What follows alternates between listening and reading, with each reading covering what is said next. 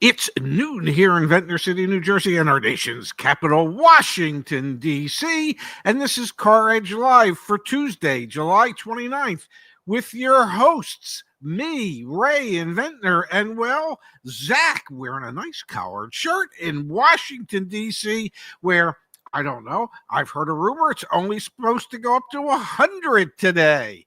How are you, Mr. Zach? I'm hot. I'm sweaty. This is actually, can't see in the picture, but it's like a very thin shirt, and I need a very thin shirt today. It's hot here, man. And you know what else is hot, Pops? CarEdge.com. We've got 2 days left, folks. I turned 30 a week ago. My first week being 30 has been fantastic. And in response to my birthday, our team here at CarEdge.com decided that we would do 30% off CarEdge insights and our car buying services. So if you want to buy a car without the headache, go to CarEdge.com and take advantage. You've got 48 hours left, 30% off, the largest discount we have ever offered. Last year, we did 29% off. This year's 30%, folks. You might want to wait one more year. You could get 31%. Dad, we've got the latest and greatest. Why not wait 10 years for those who are really frugal, and maybe you'll get 40% off. This is true, folks. If you really want to wait. But anyway, take advantage, CarEdge.com. We're going to lead off today's show with EDMUNDS, Pops, putting out the latest and greatest negative equity data. And we're going to talk about used car prices today as well. Underwater car loans on the rise. More than 1 in 4 trade-ins had negative equity in Q2 2025, according to EDMUNDS. The average amount owed on upside-down auto loans remains historically high at $6,754. Pops, I know you read through the data. What the heck is going on, and what did EDMUNDS just share, and why is the auto industry on alert? Well, because CarEdge says it is, damn it. Woohoo! What did EDMUNDS really find out? What did they really say? What people in the automotive industry have known forever, which is there's a large percentage of buyers out there who never keep their cars as long as they're car loans, and they want to trade them in early. And they start with a little bit of negative equity in the first car, and then they roll that into the second car, and then that becomes a little bit more negative equity when they roll that into the third car. And by the fifth or sixth car, the conversation that I used to have with customers was, well, you can either pay me now or you're going to pay me later, but you got to come up with some cash, because the bank's not interested in just continually rolling your negative from one car loan into the next. And let's quantify how many people this is impacting and why this is putting the auto industry on alert. You can see it right here, Dad. More than 1 in 4 new vehicle trade-ins are underwater, a 4-year high. We're up to 26.6% of trade-ins for a new vehicle purchase had negative equity, up from 26.1% the prior quarter and 23.9% year over year. This is the highest share EDMUNDS has on record since Q1 2021, when nearly 32% of new car trade-ins were upside down. So we are slowly but surely marching our way back to record levels of trade-in negative equity. And then the amount that consumers are upside down far surpasses any other time in history. You can see here, Dad, it says many Americans with upside down car loans are thousands in the red. The average amount owed on an upside down car loan was $6,754, which was actually down slightly from the prior quarter, which was $6,880, but up significantly from year over year, $6,255. And the data gets even more concerning when you look at how many folks are $5,000 to $10,000 underwater, or more than $10,000 or $15,000 underwater. Nearly a third of those that are upside down on their car loan, Dad, are upside down by more than $5,000 to $10,000. So when people are in this situation, they are severely in this situation. And to your point, you've got to come with some cash down to try and offset that negative equity, which many people don't have laying around. National survey says that very few people in the population today even have $500 set aside for an emergency. So if there was some type of emergency that popped up and it required you to come up with $600 or $700, I think it's like maybe 35% of the population could actually do that. So if that's the case, and I believe with credit card debt, auto debt, personal loan, there's just so much debt in this country, and with inflation and insurance costs rising and maintenance costs rising, and obviously automotive costs have risen, it Yep. becomes harder and harder for the vast majority of people um, to find themselves in an equity situation. I thought the most telling thing in that article, Yeah. What? the average payment on a car today, new car today, was $751, I think. I'm pulling it. However, those with negative equity, Mm. the average payment for them was $956. He's got a pretty good memory, folks. It's right here. You can see it, and I'll read it out. To highlight the financial impact of rolling negative equity into new vehicle purchases, Edmunds analysts compared the cost for consumers who financed a new vehicle involving a trade-in with negative equity in Q2 against the industry average for all financed new vehicles. The average monthly payment for buyers who rolled negative equity into a new auto loan climbed to $915 in Q2, the highest Edmunds has on record for this group, and $159 more than the overall industry average of $756. They also financed, get this, $12,145 more dollars than the typical new vehicle buyer. There you go, Dad. That's the financial impact of negative equity. Well, there's something they didn't talk about there. Yeah.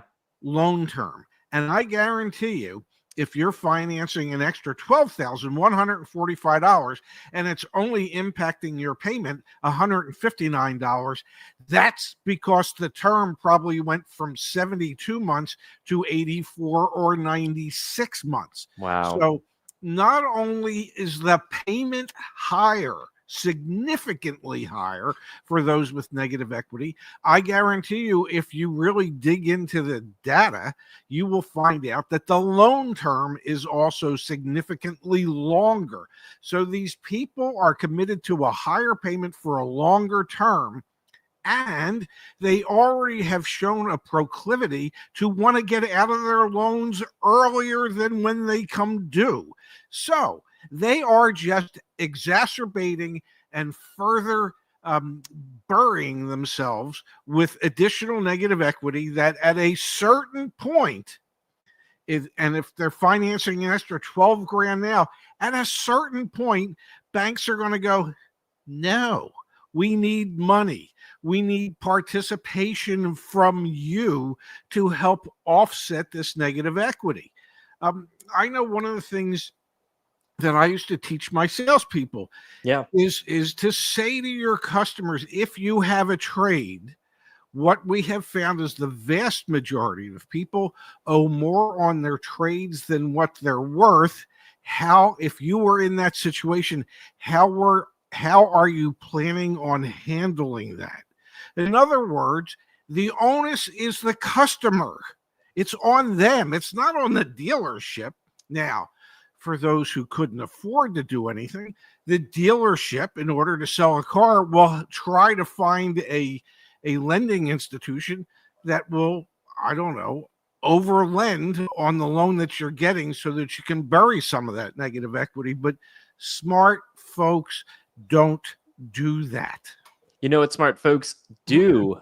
I do. Ah, man, I never love leading a sentence with do. Anyway, folks, Yeah. Sponsor of today's program, our friends over at Delete Me. We appreciate them so much. Data brokers are out there selling your information online, and they can buy anything and everything. Things like your phone number, social security number, home address, and more are sold online. Up on the screen here, I have my most recent Delete Me privacy report, because Delete Me is making sure that marketers, scammers, and everyone in between who wants the and more, all those folks cannot get my data, because I have Delete Me. Delete Me helps you take control over your personal information. Delete Me removes your data from hundreds of data brokers on your behalf every single day. You can see my latest report here. Delete Me saving me almost 98 hours of searching and 46 and a half hours of time saved, removing my data from all these different listings, personal data listings platforms. For the CarEdge community, you can get started today and you can get 20% off with our coupon code CarEdge. Just go to joindeleteme.com/CarEdge. It's the link in the top of the description. We thank Delete Me for their continued support and sponsorship of our program, and we appreciate everyone who clicks on that link and gives Delete Me a try. My dad and I both use it. All right, Pop. So then let's talk a little bit about what happens when you put this negative equity situation into the forefront and it really starts to restrict consumer demand. We know that supply in the used car market is fairly tight right now. There are not a lot of quality used cars. Unfortunately, there are not a lot of lease return vehicles because of the chip shortage that happened years ago. We know that a lot of the repossessed vehicles that are making it into the used car auctions are the quality of vehicle that are being sold at the retail lot. That being said, both the Black Book data, so that's what I have pulled up on the screen here, and Cox Automotive's data, which is just Manheim, shows that used vehicle prices are actually declining so far in July, which is surprising because when you do it's just supply and demand. Neither of us are economists. It's just supply and demand. Supply is really low. Quality supply for used cars is really low. That's the story we've been telling for a long time. But I think we're finally starting to see some cracks that demand is also really low, both because of affordability and also because people are upside down on their car loans. They look at moving into a new auto loan, but then the payment's $156 more because they have all that negative equity. And not only are the wholesale values declining, but they are declining so far this month at twice the historical rate for this time of year. Now, having said that, you would think to yourself, well, that should bode well for people. Well, part of the problem is that the used car values went up so much over the last 4 or 5 years that even if they're declining at twice the average amount historically, it's still not nearly enough to bring them back down to the reality that most people need today. Between high interest rates on auto loans, and we know on pre-owned loans, the average interest rate today is what, 14%? Yeah, around there. So if most people are payment buyers, and they are, and by a payment buyer, what that means is all they are concerned with is what is my monthly payment going to be that is going to automatically come out of my checking or savings account. That's all they care about. They don't care about how much they're financing. They don't care about how long they're financing. And when you don't care about term or how much, you then grow the percentage of people who are trying to trade their cars in that have substantial, and we know the average is over $6,700 in negative equity. None of this bodes well for people trying to find either an affordable new or pre-owned car moving forward. I will say potential bright spots when we look at the Black Book data, you actually see subcompact cars experiencing the most appreciation week over week, mid-size cars, compact cars, all experiencing more than the average amount of depreciation. These are going to be your more affordable used cars. Like, they're going to be more affordable than luxury cars, which actually depreciated less than a subcompact car, or sports cars, or premium sports cars. So this is, to me, potentially a little bit of a bright spot, that is we're seeing some of the cheaper segments of vehicles that are more affordable actually depreciate more rapidly week over week. At least that's what the Black Book data shows, which could represent some opportunities for some used car shoppers looking for affordable options. Yeah, but what that indicates to me when you what look does that at indicate, Pops? that still the buyers in the market are the upper end buyers. Okay, the fact that premium cars and luxury cars aren't appreciating as quickly as subcompact and compact cars, that says to me that the market is saturated with high end customers. The people that actually have the money in many cases to do something. And those who can afford the least are the lowest amount of customers in the market at the moment, because even with wholesale prices coming down, and ultimately you would suspect retail prices will come down. They will. We know that. That's how it works. well, even with that, with the high interest rates and everything else, they still cannot afford to get back into the car market because their budgets are just stretched too thin. For sure. But I do think it represents a good trend. And I want to share now for trucks and SUVs, again, the average amount of depreciation week over week. So how much used cars are losing value was 0.56%. You can see some segments here, Dad, Yes. represent potentially bigger opportunities for consumers than others. Subcompact crossovers declining over $100 week over week. Compact crossovers and SUVs, $129 week over week. Like, those are, again, going to be your cheaper options. And quite frankly, some of your most popular vehicles. Those are some of the most densely populated segments of vehicles. I think there's like 30 different subcompacts out there in the market right now on the new side. So here are some good bright spots for people who are thinking about the used car market, potentially buying a used car this year. We are starting to see some cracks in what has been a robust and very strong used car market.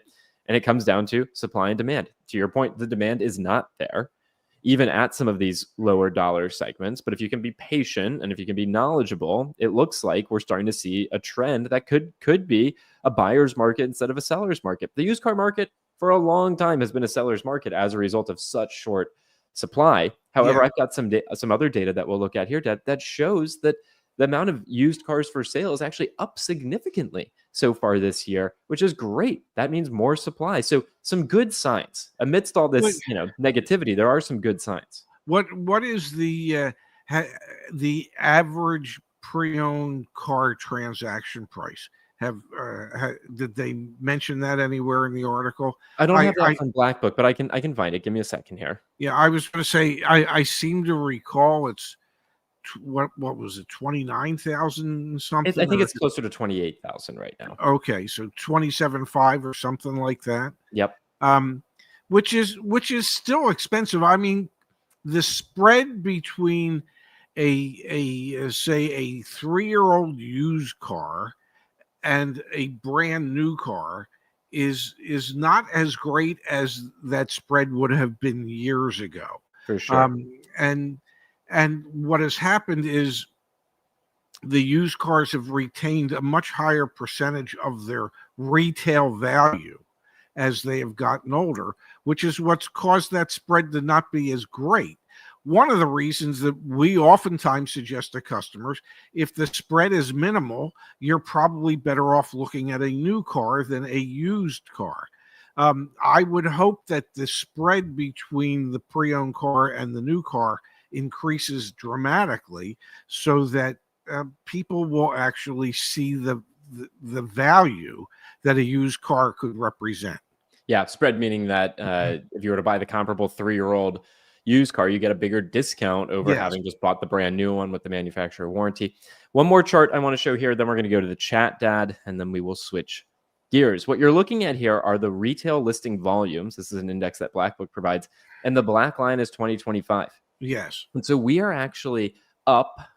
That's like starting right here, up significantly. So there's a significant amount of used car inventory in the market right now. Yes. So there is a good likelihood, I think a strong likelihood, that we will start to see some softening in some used car prices because wholesale is usually a precursor for retail. And if there's a lot of supply, which again, this chart is showing you there's an increase in supply, and we know there's a lack of demand, and we're drawing a connection here that probably some of that lack of demand has to do with the fact that what Edmunds just reported on, talking about negative equity, is influencing, record-setting negative equity is influencing the amount of people who actually can purchase a vehicle.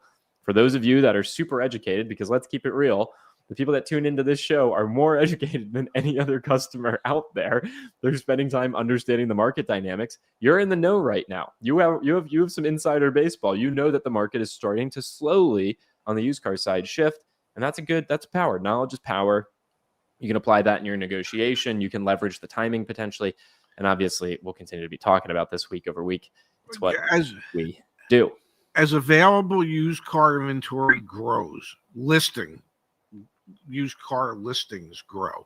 Yep. You would think that there will be a correlation at a certain point where used car retail asking prices will come down to help move those vehicles. And I don't know how many more weeks that we have to go before the pressure is great enough for these retailers to go, okay, it's time to drop the price $500 or $1,000, whatever it may be. But I would think moving forward that we could see that happen. And the other thing that could impact it is if new car sales slow down as expected. Well, that means new car pricing will become more competitive. So we'll see greater discounts on the new car side of things in order to try and move that inventory, which should push used car retail values down. Folks, don't be surprised if in the next couple of weeks you see a bubble burst video from CarEdge, because you're so right, Dad. As new car prices come down, it's going to put downward pressure on used car prices. And we have good data that I'm going to pull up in just a moment on expectations for new car sales. And you don't even have to look that far. Look at the publicly traded company earnings of these automakers. They are starting to struggle. Okay. So like big major losses. We're going to talk about Ford in a moment here, taking out a massive credit line in advance of their earnings. Like, the signs are there. And again, you're part of a niche community. I think it's really important that we hammer home being a part of CarEdge, and especially CarEdge Live. You're in a niche community. This is not what normal people do. We are abnormal people who are all going to get much better car deals, which is totally cool. You should be proud of yourself. I'm proud that we do it. Let's come here to the chat, Dad, and let's actually celebrate that for a moment with Carlos. Carlos, thank you for this message. Hey, everyone. I wanted to express my gratitude for sharing this information with us on Saturday. I went out with my mother-in-law and managed to get an incredible deal for her on a 2025 Honda Pilot. This is the niche community you are now a part of. It's true. You know, the only sad thing to me is that we haven't been able to grow the community more than we have. And what I mean by that is if we could exponentially explode the number of subscribers who watch this stuff, then that bodes well for people out there making car buying decisions. And as there are more and more people who understand the dynamics, that would put more pressure on automobile dealers to adjust their pricing, because they are confronted with buyers who fully understand the dynamics of buying a vehicle. So I'm just saddened that we don't have a larger audience than we do. So I just wish we were reaching more people so there could be more educated people out there. Yeah, you know, but we're doing the best we can. A friendly reminder, over on the CarEdge channel, we just published a great out the door price breakdown here. This is on our CarEdge YouTube channel under Shorts. It's a great out the door negotiation example that you walk someone through step by step. So all sorts of good information to help people make smarter car buying choices. And again, that's just over. Go to the CarEdge main channel right over here and then click on Shorts and give that a watch. It's a really, really good video. And Dad, we also had earlier in the show from Goal 410. Appreciate that. This is incredibly generous. Hello, CarEdge. So far, the only American trucks that seem to not be falling apart are the Nissan Frontier. Can you guys second this, though? Or am I wrong? Is the Nissan Frontier manufactured in the United States? I think, but I could be wrong. I'm trying to think which vehicles are actually manufactured. Which full-size pickup trucks are actually manufactured in the United States? Not a lot. No, I think the Silverado, maybe. Toyota does final assembly of their pickup trucks here, I think. I'm not sure, but you know, the Frontier has been around for a long time. Thank you, Lumberjeff, Tennessee, for the Frontier. Thanks, guys. And it has been, I guess, the one really bright spot in Nissan's universe, in that it has been a vehicle that lasts, unlike a lot of Nissans, that is efficient at what it's supposed to do as a pickup truck, the utilitarianness of it, and with very limited issues. So the Frontier has been one of the bright spots for Nissan over the years. I will say, however, and this is for Gold, but this is for everyone out there, when you're on caredge.com, click on research. We have an entirely free research hub. And within the research hub, let's find it here. I think it's under rankings. Do either cost of ownership rankings, or I'm going to click on maintenance rankings. Yes. And on this page, I can now look at popular brands, 5 over 10 years. And I can also scroll down here and I can see particular vehicles. So I'm going to scroll for a second here. Let's try and find some trucks on this list. I'll keep going, keep going, keep going, keep going. Oh, not in the top 25, but I can see over here on the right. So this is a resource that you have. So I'll click on the Tacoma, for example, here. This is a resource that you have to see, in this case, maintenance costs and likelihood of a major repair. This is good data that should be informing the decision-making process. And this is also, to be very clear, incorporated back on the CarEdge car search. So if you're on the CarEdge car search, so we're talking about Nissan Frontier, correct? Yes. So if I'm using caredge.com/shop and I'm searching for Frontiers, and I click on this Frontier right here, all I need to do is scroll down. I can click on cost to own right there, and it's going to show me all of this data. Expected depreciation, insurance costs, fuel costs, interest costs, maintenance costs as well. And I can click on any of these items or click on more about cost of ownership or the maintenance charts right here. So really, really good data as well as incentives. And this is all free, y'all, all free. Any recalls or complaints. So please, please, please avail yourselves of these resources. You can even see what other CarEdge community members and our CarEdge concierges have been able to do in terms of deals for other customers. So it looks like on Frontiers right now, anywhere from $3,000 to $4,000 off of sticker price is something you should be shooting for. This is an incredible resource back on caredge.com. And if you want to be part of that 1%, those really savvy shoppers, use this data back on the CarEdge car search. And I will mention, Dad, the AI is working too. So if you don't even want to reach out to a dealership and you want CarEdge to reach out instead, all you have to do is come to one of these pages, click on that get the best deal, and this will actually activate the AI agent to start reaching out to dealers on your behalf. And you can see here, I'll just show some examples. This is that Frontier I just clicked on. And now I've got it's starting the conversation for me. So if I come back here in just a minute, refresh this, it's actually going to show, I'll do it on this other one from last week. It's actually going to show the message that my AI agent sent on my behalf. So please, please, please, folks, take advantage of these resources. Getting a good car deal has, I don't want to say never been easier, but it's definitely out there. You know what one of my first demos in the car business ever was? What was it? It was a Datsun King Cab.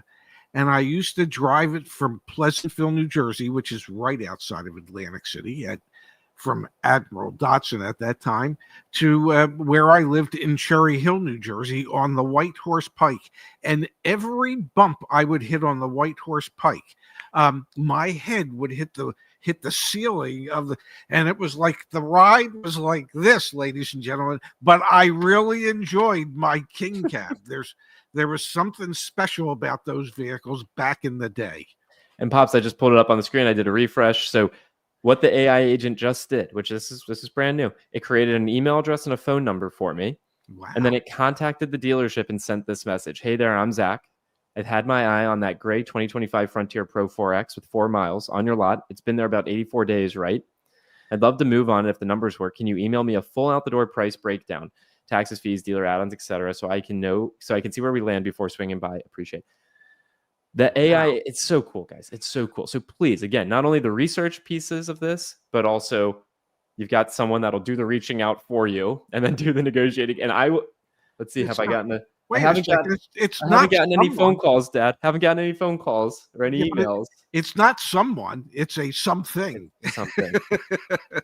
Crazy world we live in. So anyway, take advantage of that. Indeed. The car search is really, really, really awesome. Okay, let's switch gears for just a moment here, Pops.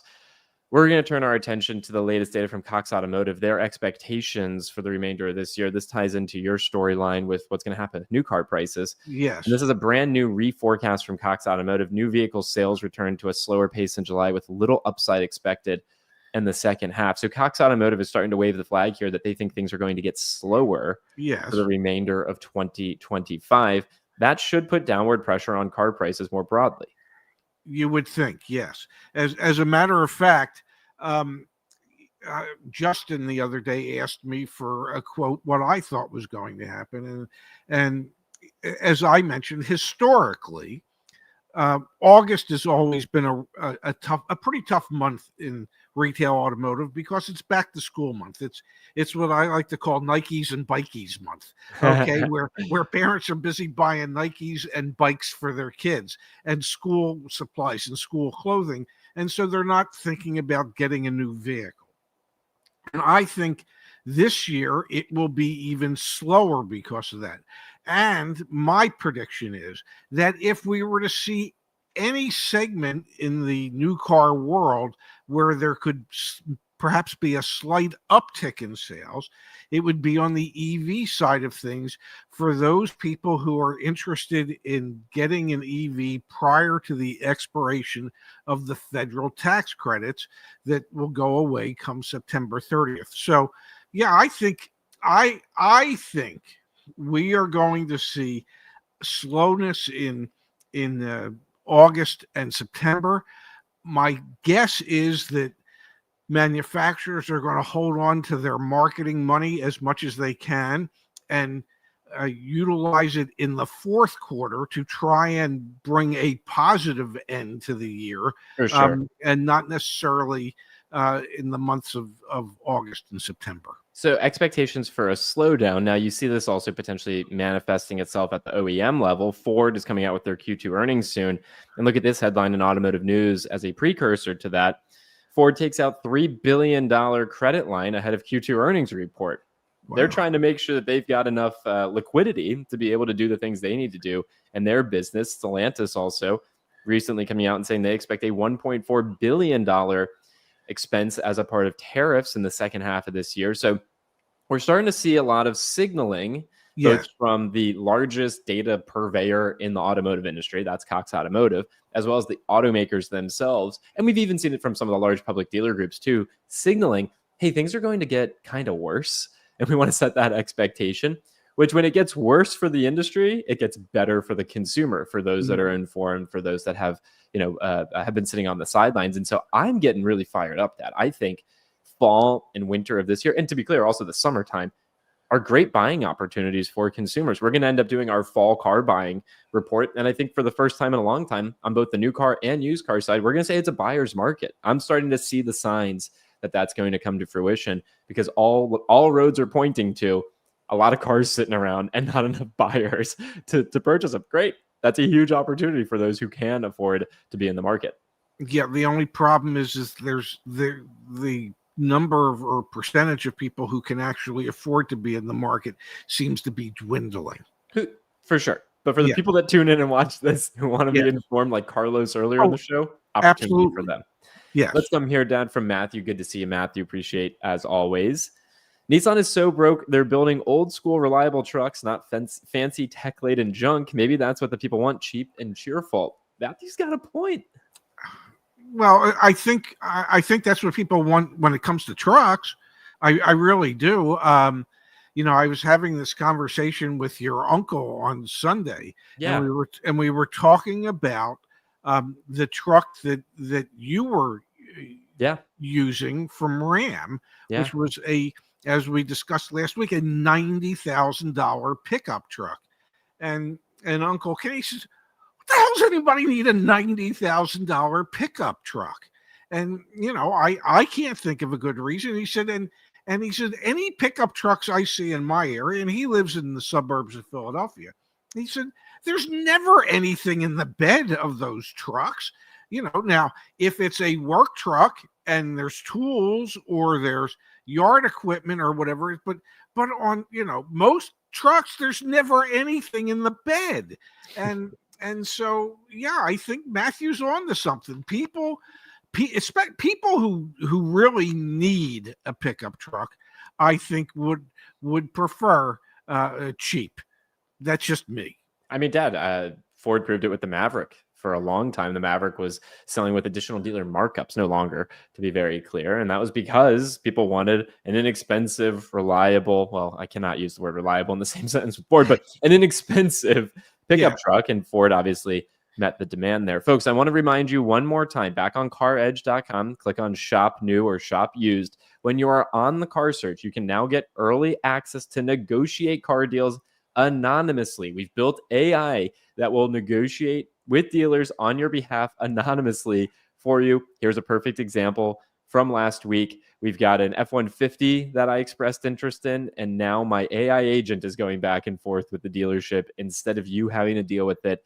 It is fantastic, folks. And yes, it does work all the way to fruition, getting out the door pricing, saving you money. It is really impressive what we've been able to build here. And I encourage everyone, if you're in the market to buy a car, if you don't want to, spend all the money on a car buying service, which to be clear, we've also got 30% off our CarEdge car buying services right now, and 30% off CarEdge Insights, our advanced tools to buy a car. You can take advantage of that because of my 30th birthday. If you're not interested in moving fully there, dip your toes. Let some AI agents contact dealers on your behalf and save you some money. It's so cool, man. Save you some money and some time. I really encourage everyone to give it a try. And just to show you an example here, Dad, of how effective this can be, here's a full-on, full-blown negotiation and conversation between artificial intelligence representing a customer and a Honda dealership. Initially, this Honda dealership came in, Pops. Here's an out-the-door quote. Give me a second here. Give me a second. Wait for it. $38,316. Okay. We got to go back and forth, back and forth. So many emails, so many text messages, back and forth, back and forth, back and forth. You know where we land, Dad? No. I just spoke with my sales manager. He says if there is any way we can lock in the deal today, he'll do it at $36,900. Last time I checked, that's a pretty big savings, and you didn't even have to lift a finger. So please, folks, take advantage of this. Give it a try back at CarEdge.com. Wow. That was a good plug. Thank you, Dad. I'm feeling fired up today, man. I think buyer's market is really around the corner here. Really grateful for the Edmunds data. Obviously, all the things we've talked about today, it's painting a pretty clear picture. But yeah, I'm excited, man. I think we're going to be helping even more people, to your point, and expanding our reach a lot recently or over the coming weeks and months, because there's just so much opportunity for informed shoppers to get really great deals. I concur. And for those folks out there who just can't get enough of me, and they love the conversation that I have on Tuesdays with my dear friend Brandon from Car Questions Answered, CarSense will be along at 1:30 this afternoon, where Brandon and I are going to talk, car stuff. I think along the lines of loan delinquency. Absolutely. So check it out, folks. Just Google CarSense or YouTube search CarSense, and our team, and my dad and Brandon will be giving you a good show at about 1:30, about an hour from now. Jesse's asking really quickly. Also, Jesse, thank you for your phone call the other day. I passed it along to our team. They'll be reaching out to you. Does the dealership know they're chatting with AI? No. Both voice, text, no. They have no clue. It's so cool. And honestly, it's the Wild West right now. So we will see what happens here over the next couple of weeks and months. It's so cool to see it work. It's really, really neat. Pops, let's call it a show and do it all again tomorrow. Tomorrow, what's tomorrow? Wednesday? Tomorrow's Wednesday, July 30th. I believe I'm available. I think I could work it into my not so busy schedule. I think we could be back here tomorrow at noon. Can't wait, folks. We'll be here with you soon. Dad, I love you. Enjoy the afternoon. Enjoy your time with Brandon, and I'll catch you later on. Yep, I love you too, handsome, and thank you everybody for being here today, and we'll see you back here tomorrow.